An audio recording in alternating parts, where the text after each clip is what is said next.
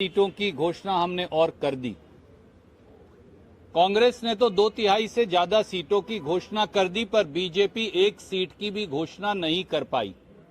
कर्नाटक में 2/3 सीटों का ऐलान होते ही राहुल और प्रियंका की सेना ने गाड़े जीत के झंडे, भाजपा का हो गया सुपड़ा साफ। जी हां, आपको पता चले कि कर्नाटक में होने वाले विधानसभा चुनाव को अब 1 महीने का वक्त बचा है। सियासी गुनागणित में भाजपा, कांग्रेस और जेडीएस पहले से ही लगी हुई है। कौन नेता किस पार्टी को ज्वाइन करने वाला है, इस पर भी सियासी दलों की निगाहें बनी हुई है। फिलहाल कांग्रेस ने कर्नाटक के सियासी समर में भाजपा की एक भी लिस्ट जारी न होने से पहले अब तक प्रत्याशियों की 2 लिस्ट जारी कर दी है। गुरुवार को जारी हुए कांग्रेस के 42 उम्मीदवारों की लिस्ट से कर्नाटक के सियासी गलियारों में एक बार फिर यह चर्चा शुरू हो गई है कि क्या कांग्रेस भी भाजपा की तरह बागी उम्मीदवारों को अपना प्रत्याशी बनाकर सियासी दांव चला रही है। क्योंकि गुरुवार को जारी हुई लिस्ट में भाजपा और जेडीएस के बागी नेताओं को भी कांग्रेस ने टिकट देकर अपने इरादे साफ कर दिए हैं। वहीं कांग्रेस के द्वारा ट्वीट करते हुए लिखा गया कि कर्नाटक चुनाव के लिए कांग्रेस ने 2/3 सीटों की घोषणा कर दी है, लेकिन बीजेपी एक भी सीट घोषित नहीं कर पाई है। नड्डा साहब, आपको किस बात का डर है? क्या इसलिए कि आपको पता है कि बीजेपी की सीट घोषित करते ही वहाँ भगदड़ मचेगी? वहीं कर्नाटक कांग्रेस के प्रभारी रणदीप सुरजेवाला ने इसकी जानकारी दी है। सीटों की घोषणा हमने और कर दी।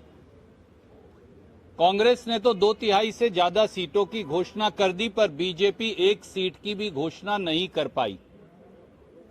क्या हम जेपी नड्डा जी से पूछ सकते हैं, नड्डा साहब, आपको किस बात का डर सताता है? नड्डा साहब को डर क्यों लगता है? क्या इसलिए कि बोम्मई जी और नड्डा साहब और मोदी जी और अमित शाह जी जानते हैं कि भाजपा ने सीट घोषित की और भाजपा में भगदड़ मची? भगदड़ के डर से वो सीट अनाउंस करने से डर रहे हैं। नड्डा साहब, डरिए मत, क्योंकि 40% कमीशन